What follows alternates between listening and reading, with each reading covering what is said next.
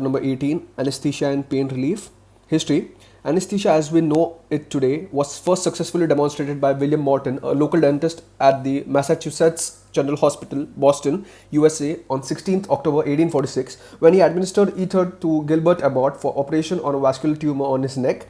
Earlier, Horace Wells had successfully used nitrous oxide in 1844 for painless extraction of teeth. Simpson at Edinburgh University overcame some of the technical difficulties of ether administration by introducing chloroform. The benefits of anesthesia were then universally recognized, and antagonism by religious leaders was countered when Queen Victoria accepted chloroform from John Snow during the birth of Prince Leopold in 1853. Also, the father of anesthesia is John Snow. Key principles of anesthesia: optimum patient care is dependent on a collaborative approach from anesthetic and surgical teams together with the other perioperative care providers. The importance of multidisciplinary collaboration has been earlierly demonstrated by national audits such as the confidential inquiries in perioperative deaths and inquiries into maternal deaths UK. These audits have led to changes in clinical and non-clinical practice to improve morbidity and mortality. The use of a set of safety checklists in the operating theatre in the form of the World Health Organization's surgical safety checklist has shown a reduction in incidence of perioperative untoward events. The role of the modern anesthetist has evolved from just being responsible for the patient in the operating suite into a perioperative physician who optimizes the patient for surgery, assessing and minimizing risk, cares for them during the operation, and then manages both pain and homeostasis in the post-operative period. Table 18.1 Key features of commonly used intravenous anesthetic agents: propofol, smooth induction, better hemodynamic stability, blunting of autonomic reflexes and ability to use as a continuous infusion; thiopentone, rapid induction, myocardial depression, reduced metabolic rate, and lowering of intracranial pressure is useful in neurosurgical patients, but drop in blood pressure can give detrimental effects. Etomidate, good hemodynamic stability, brief duration of action, but concern over adrenocortical depression. Ketamine, preservation of blood pressure and respiratory reflexes together with excellent analgesia makes it an ideal choice for field anesthesia. Emergence delirium is associated with administration of ketamine. Summary 18.1 Ground rules for anesthesia. Safe surgery is achieved by close teamwork between surgeon, anesthetist, and perioperative care providers. Safety checklists make sure that the things are not forgotten. Risk assessments allow the best strategy to be chosen. Anesthetists are extending their care to the pre and post-operative phase. Preparation for anesthesia. In the previous chapter, the preoperative preparation for anesthesia was discussed in detail and its importance is emphasized. Moreover, a careful pre-assessment, multidisciplinary approach, standardized care pathway with a fully chosen anesthetic and analgesic technique form the cornerstone of enhanced recovery programs being introduced recently across the surgical specialties. General anesthesia. General anesthesia is commonly described as the triad of unconsciousness, analgesia, and muscle relaxation. The general anesthetic triad: amnesia, loss of awareness, analgesia, pain relief, and muscle relaxation. Induction of general anesthesia is most frequently done by intravenous agents. Propofol has replaced thiopentone as the most widely used induction agent and can be used for maintenance of anesthesia. Other infrequently used intravenous agents include etomidate and ketamine. Newer agents based on benzodiazepine receptor agonists, etomidate derivatives, and fospropofol are still in the experimental stage. Inhalational induction using agents such as non-pungent sevoflurane is useful in children, needle-phobic adults, and those in whom a difficult airway is anticipated. These patients will have a higher risk of developing airway obstruction. Rapid sequence induction (RSI) using a predetermined dose of intravenous anesthetic agent together with rapidly acting muscle relaxation is used in those with high risk of regurgitation in order to secure the airway quickly. Commonly needed in emergency surgery, it is also a technique of choice in any non-emergency surgery in a patient with delayed emptying of stomach. Total intravenous anesthesia (TIVA) is becoming popular following the introduction of propofol and the ultra-short-acting opioid remifentanil. The lack of a cumulative effect, better hemodynamic stability, excellent recovery profile, and concerns over environmental effects of inhalational anesthesia have made total intravenous anesthesia an attractive choice. TIVA is routinely used in neurosurgery, airway laser surgery, during cardiopulmonary bypass, and for day case anesthesia. This figure 18.1, we can see the anesthetic machine. Figure 18.2, we can see the total intravenous anesthesia pumps being used. Summary 18.3, special terms in anesthesia. Rapid sequence induction (RSI) is a technique that allows the airway to be rapidly secured. It is used when there is a higher risk of regurgitation that may lead to pulmonary aspiration. Total intravenous anesthesia is becoming increasingly popular.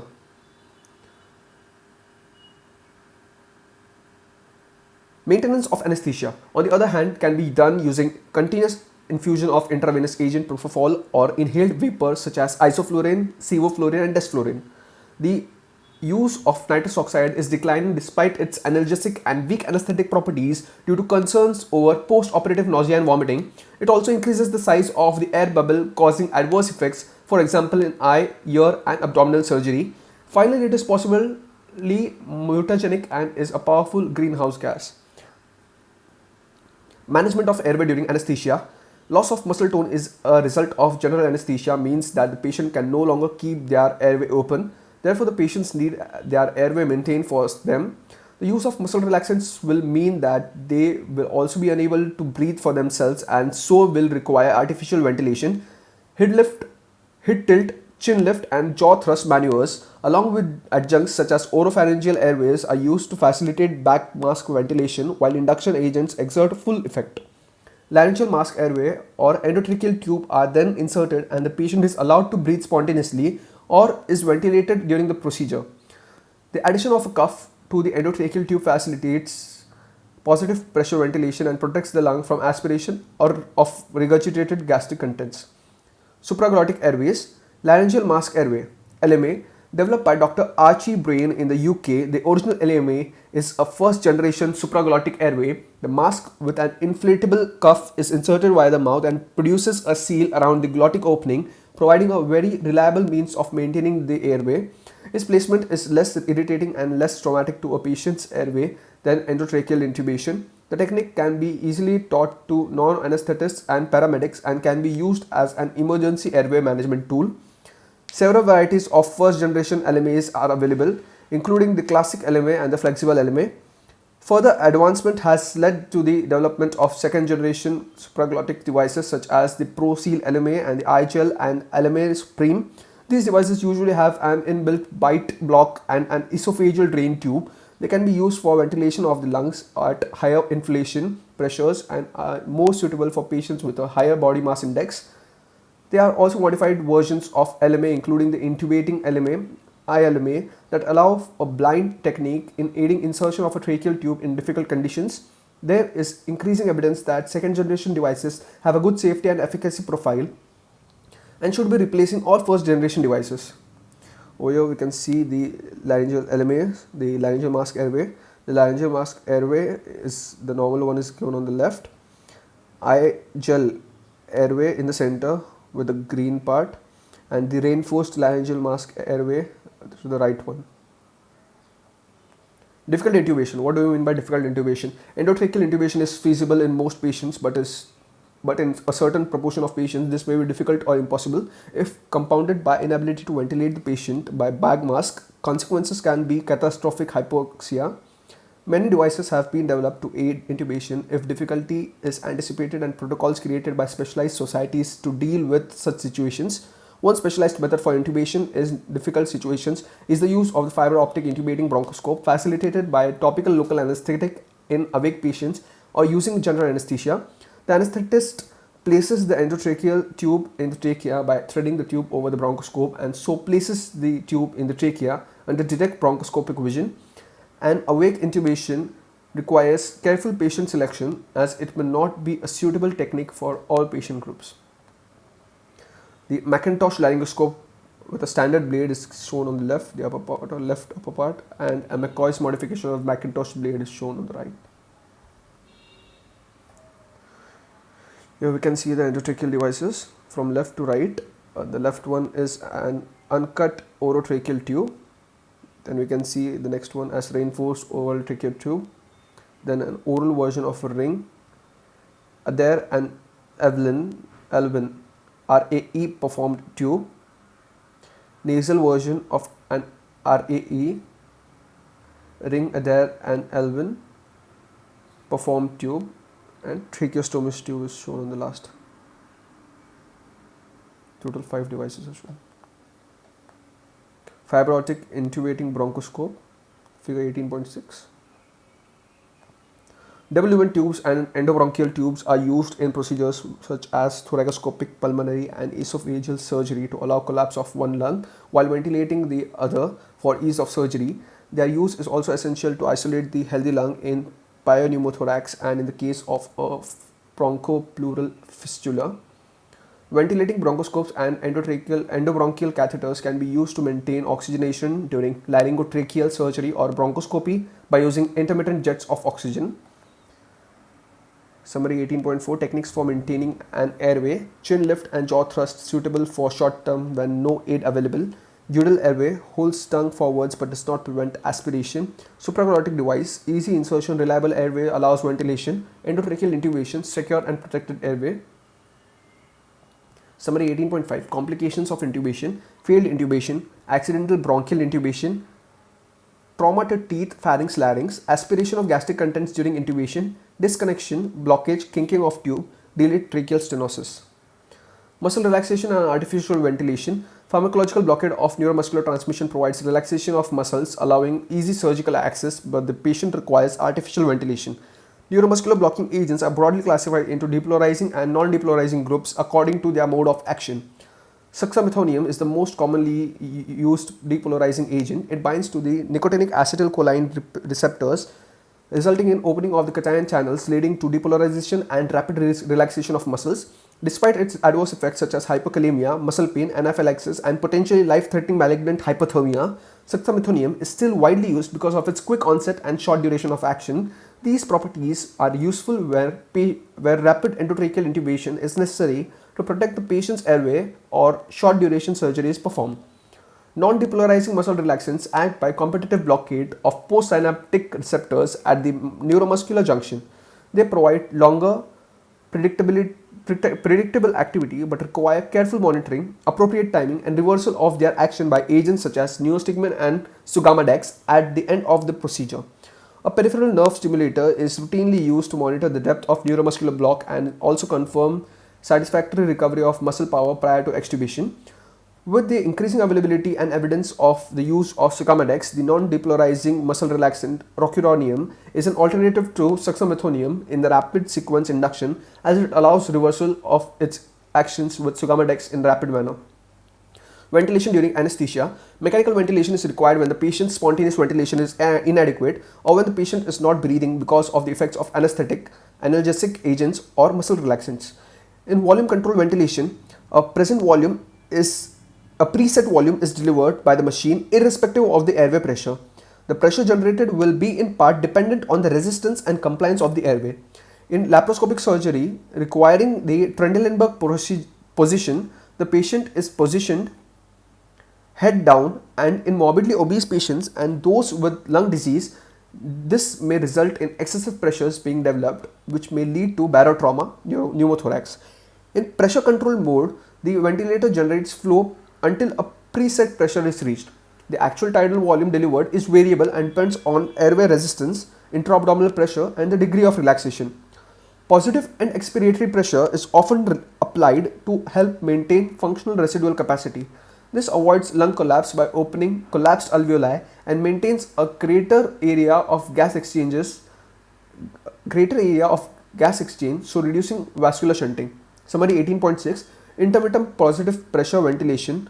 Volume control which ensures adequate gas entry but risks high pressure damage. Pressure control which avoids high pressure damage but risks inadequate ventilation. Positive and expiratory pressure reduces alveolar collapse and reduces vascular shunting, so improving perfusion. Here are some properties of commonly used muscle relaxants, starting with succinylcholine. Quickest onset, very short duration, spontaneous recovery, ideal for rapid intubation and for short procedures. The complications include muscle pain, hypokalemia, prolonged apnea, and life-threatening malignant hypothermia. Second is vecuronium. It's long-acting, minimal cardiovascular effect and less allergic reactions. Its complications dependent on hepatic metabolism and renal clearance, hence caution if hepatic and renal impairment if present. Atracurium. Intermediate acting non-enzymic Hoffman degradation, suitable in renal and hepatic failure, but can lead to histamine release and allergic reactions. Rocuronium, rapid onset, intermediate action, suitable for rapid intubation, rapid reversal possible using Sucamadex, but complications, allergic reactions, excreted unchanged via bile and urine. Monitoring and care during anesthesia. A minimum basic monitoring of cardiovascular parameters is required during surgery. This includes vascular, ECG, electrocardiogram, blood pressure. Adequacy of ventilation, inspired oxygen concentration, oxygen saturation by pulse oximeter, and tidal carbon dioxide concentration. Monitors of temperature, ventilation parameters, and delivery of anesthetic agents are also routinely used, while measurements of urine output and central venous pressure are recommended for major surgery. Anesthesia for day case surgery is discussed in chapter 21. It's an entire new section which will be discussed later. Local anesthesia. Local anesthetic drugs may be used to provide anesthesia and analgesia as sole agent or as adjuncts to general anesthesia. Available techniques include topical anesthesia, local infiltration, regional nerve blocks, and central neuraxial blocks, spinal and epidural anesthesia. The common local anesthetic drugs name, maximum dose and comments. Name: lignocaine 3 mg per kg to 7 mg per kg with adrenaline. Early onset short acting good sensory block. Bupivacaine 2 mg per kg. Long lasting, more cardiotoxic, must never be used intravenously. Prilocaine 6 mg per kg, 9 mg per kg with adrenaline. Least systemic toxicity, causes methemoglobinemia. Ropivacaine 3 to 4 mg per kg, less cardiotoxic, greater sensory motor separation. And levobupivacaine 2 mg per kg, isomer of bupivacaine with fewer cardiotoxic properties. Local anesthesia techniques can lead to complications that may be local, such as infection or hematoma, or systemic due to overdose or accidental intravascular injection. The systemic effects of local anesthetic agents are dose dependent and manifest as cardiovascular, cardiac arrhythmia, cardiac arrest, or neurological depressed consciousness, convulsions. Prilocaine overdose causes methemoglobinemia, while bupivacaine overdose causes treatment-resistant ventricular arrhythmia and cardiac arrest. The addition of adrenaline to local anesthetic solutions hastens onset, prolongs duration of action, and permits a higher upper dose limit. The use of adrenaline is contraindicated in patients with cardiovascular disease, those taking tricyclic and monoamine oxidase inhibitors, and in end arterial locations.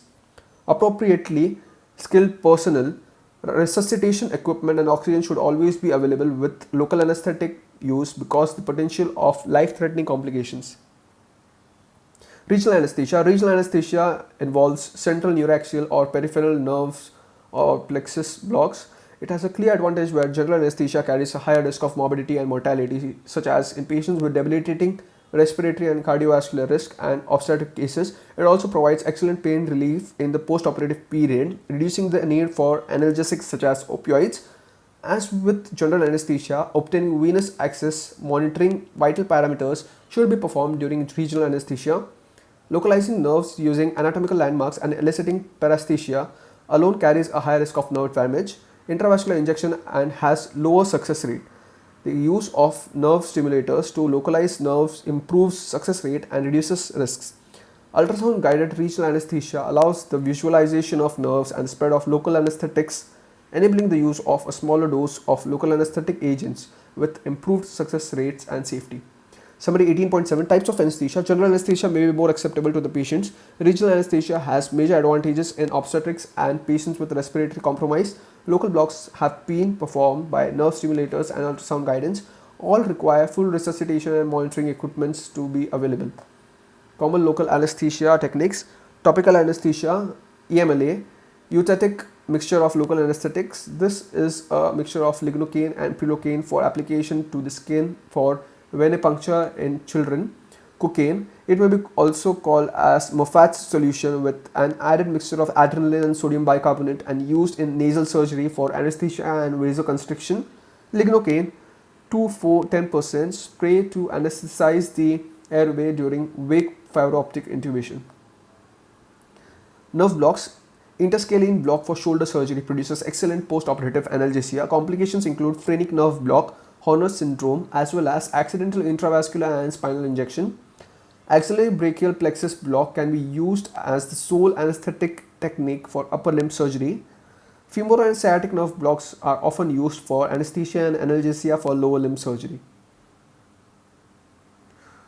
Okay, figure 18.7 is the ultrasound scans of brachial plexus blocks. Transverse abdominis plane block TAP is growing rapidly in popularity. The technique has been shown to provide effective analgesia after a wide range of abdominal surgery. The T6 to L1 segmental nerves enter the triangle of Petit just medial to the anterior axillary line. Injection of local anesthetic into the facial plane between the internal oblique and transversus abdominis muscles allows a block of all these nerves and excellent anesthesia of the anterior abdominal wall. You can see figure 18.8 A and B, ultrasound scans of lateral abdominal wall and the spread of local anesthetics. Intravenous regional anesthesia, Beer's block. Beer's block produces excellent anesthesia for short surgery, particularly for the upper limb, carpal tunnel release, exsanguination using an S-march bandage, inflation of proximal cuff of the double tourniquet is followed by intravenous injection of prilocaine into the vein on the back of the hand that is being operated on. After 5 to 10 minutes, the distal cuff of the tourniquet is inflated and then the proximal one is deflated. Even if surgery is finished, the tourniquet should be left inflated until the local anesthetic has bound to tissues 20 minutes so that release of local anesthetic into the systemic circulation does not occur. Lignocaine can be used with caution. Consider safe dose and time for tourniquet inflation, but bupivacaine should never be used for Beer's block.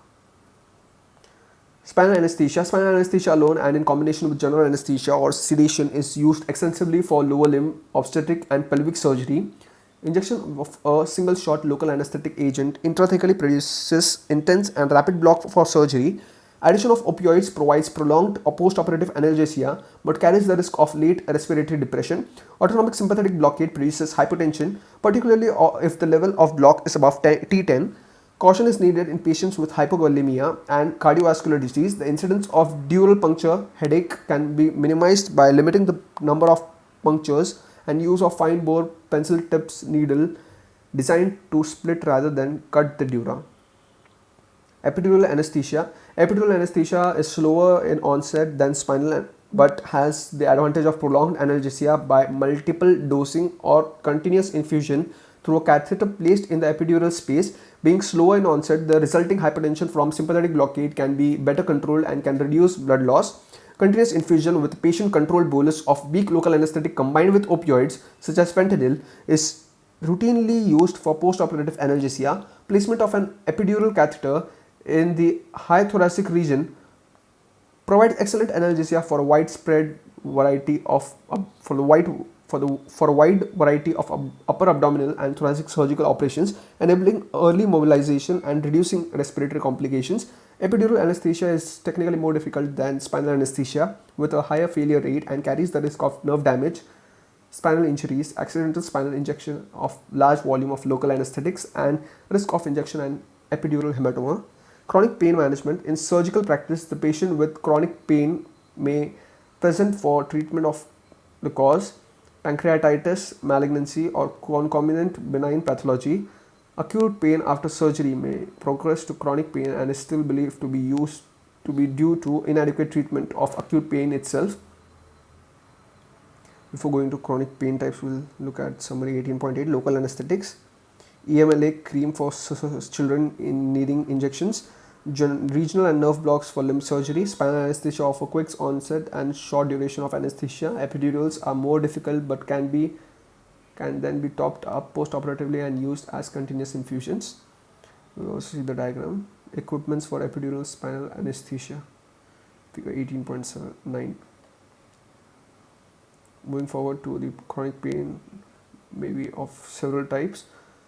Nociceptive pain may result from musculoskeletal disorders or cancer activating cutaneous nociceptors, pain receptors. Prolonged ischemic or inflammatory processes result in sensitization of peripheral nociceptors and altered activity in the central nervous system, leading to exaggerated responses in the dorsal horn of the spinal cord. The widened area of hyperalgesia and increased sensitivity, allodynia, has been attributed to the increased transmission of the central nervous system. Neuropathic or neurogenic pain is dysfunction in peripheral or central nerves, excluding the physiological pain due to noxious stimulation of the nerve terminals. It is classically of a burning, shooting, or stabbing type and may be associated with allodynia, numbness, and diminished thermal sensation. It is poorly responsive to opioids. Examples include trigeminal neuralgia, post-therapeutic and diabetic neuropathy, monoaminergic tricyclic inhibitors, and anticonvulsant drugs are the mainstay of treatment. Psychogenic pain is associated with depressive illness. Chronic pain and the illness may exacerbate each other. Summary 18.9 Types of pain. Nociceptive pain arises from inflammation and ischemia. Neuropathic pain arises from a dysfunction in the central nervous system. Psychogenic pain is modified by the mental state of the patient. Chronic pain control in benign disease. Surgical patients may present with chronic persistent pain more than 3 months duration from a variety of disorders including post-operative neuropathic pain, chronic inflammatory disease, recurrent infection, degenerative bone or joint disease, nerve injury, and sympathetic dystrophy. This may result from persistent excitation of the nociceptive pathways causing spontaneous firing of pain signals at N-methyl D-aspartate receptors in the ascending pathways. This pain does not respond to opiates or neuroablative surgery and would merit neuropathic pain management. Amputation of limbs may result in phantom limb pain. The likelihood is increased if the limb was painful before surgery. Continuous regional local anesthetic blockade, epidural or brachial plexus established before operation and continued post-operatively for a few days is believed to effectively reduce the risk of phantom limb pain. Local anesthetic and steroid injections can be effective around an inflamed nerve, and they reduce the cycle of constant pain transmission with consequent muscle spasm. Transforaminal selective root blocks in the epidural space are used for the pain of nerve root irritation associated with or without minor disc prolapse, followed by active physiotherapy and rehabilitation to promote mobility. Nerve stimulation procedures such as acupuncture and transcutaneous nerve stimulation increase the endorphin production in the central nervous system. Nerve decompression, craniotomy rather than percutaneous coagulation of the ganglion is now performed for trigeminal neuralgia. Spinal cord stimulation by dorsal column stimulation is now a recognized and effective management of intractable neuropathic pain. This involves placement of electrodes in the posterior epidural space to allow dorsal column stimulation through an implantable pulse generator inserted in the body. Summary 18.10 Pain control in benign disease. Bring pain under control before amputation to avoid phantom pain. Local anesthetic and steroid injections around a nerve may reduce muscle spasm. Transcutaneous nerve stimulators (TNS) modifies pain by increasing endorphin production. Trigeminal neuralgia responds to decompression of the nerve. Drugs in chronic non-malignant pain. Paracetamol and non-steroidal anti-inflammatory drugs and NSAIDs are the mainstay of musculoskeletal pain treatment. The tricyclic antidepressant drugs and anticonvulsant drug agents are often useful for the pain of nerve injury, although side effects can prove troublesome and reduce compliance. Both pregabalin and gabapentin reduce spontaneous neuronal activity by their action on the alpha-2 delta subunit of calcium channels and are now used for managing neuropathic chronic pain. In more severe and debilitating non-malignant chronic pain, opioid analgesic drugs are used in slow-release oral preparations of morphine and oxycodone and transcutaneous patches delivering fentanyl and buprenorphine. Tapentadol, with its dual action on opioid and noradrenaline selective reuptake inhibition pathways, may provide relief in patients with pain of both neuropathic and nociceptive elements. Combination of drugs often prove useful to achieve the optimum of efficacy with minimal side effects. Treatment of pain dependent on sympathetic nervous system activity. Even minor trauma and surgery, often of a limb, can provoke chronic burning pain, allodynia, trophic changes, and resultant disuse due to excessive sympathetic adrenergic activity, inducing vasoconstriction and abnormal nociceptive transmission.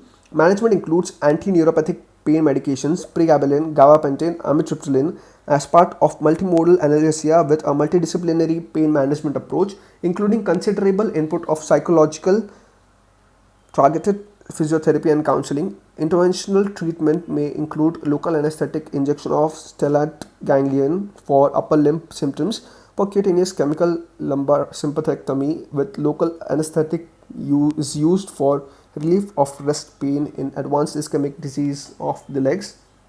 Pain control in malignant disease. Pain is a common symptom associated with cancer, more so during the advanced stages. In intractable pain, the underlying principle of treatment is to encourage independence of the patient and an active life in spite of the symptom. The World Health Organization's booklet advises use of a pain step ladder. First step, simple analgesics, aspirin, paracetamol, non-steroidal anti-inflammatory agents, tricyclic drugs or anticonvulsant drugs. Second step, intermediate strength opioids, codeine, tramadol or dextropropoxyphene. Third step, strong opioids, morphine. Pethidine has now been withdrawn. Oral opiate analgesia is necessary when the less powerful analgesic agents no longer control pain or movement or enable the patient to sleep. Fear that the patient may develop an addiction to opiates is usually not justified in malignant disease. It is also important to distinguish between the addiction and dependence, the former being a psychosocial phenomenon while the latter is a purely physiological response to a given drug. Some patients experience breakthrough pain, acute, excruciating and incapacitating, which occurs either spontaneously or in relation to a specific predictable or unpredictable trigger experienced by patients who have relatively stable and adequately controlled background pain. Oral morphine use, often used for chronic pain, can be prescribed in short-acting liquid or tablet forms and should be administered regularly every 4 hours until an adequate dose of drug has been titrated to control the pain over 24 hours.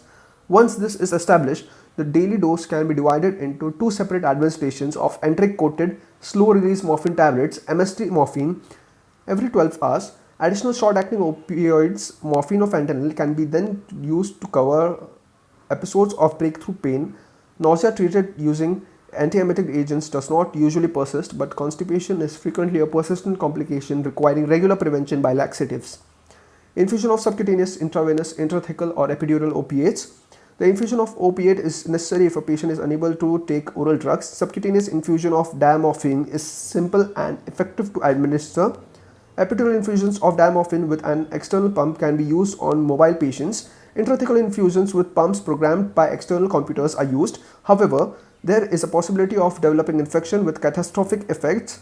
Intravenous narcotic agents may be reserved for acute crises such as pathological fractures. Neurolytic techniques in cancer pain. These should only be used if the life expectancy is limited and the diagnosis is certain. The useful procedures are subcostal phenol injection for a rib metastasis, celiac plexus neurolytic block with alcohol for pain of pancreatic, gastric or hepatic cancer, intrathecal neurolytic injection of hyperbaric phenol. Percutaneous anterolateral chordotomy divides the spinothalamic ascending pain pathway. It is a highly effective technique in experienced hands, selectively eliminating pain and temperature sensation in a specific limited area. Alternative strategies include the development of anti-pituitary hormone drugs such as tamoxifen and cyproterone, enables effective pharmacological therapies for the pain of widespread metastasis instead of pituitary ablation surgery. Palliative radiotherapy can be most beneficial for the relief of pain in metastatic disease. Adjuvant drugs such as corticosteroids to reduce cerebral edema or inflammation around a tumor may be useful in symptom control. Tricyclic antidepressants, anticonvulsants and flecainide can also be used to reduce the pain of nerve injury. In the management of chronic pain, a multidisciplinary approach by a team of medical and nursing staff working with psychologists, physiotherapists and occupational therapists can often achieve much more benefit than the use of powerful drugs. Pain management programs lay out a logical structure for this. Summary 18.11 Options for controlling severe pain in malignant disease. Oral morphine using slow release enteric-coated tablets, slow infusion of opiates subcutaneously by epidural or intrathecal, neurolysis of patients with limited life expectancy, palliative hormone radiotherapy or steroids control pain from swelling.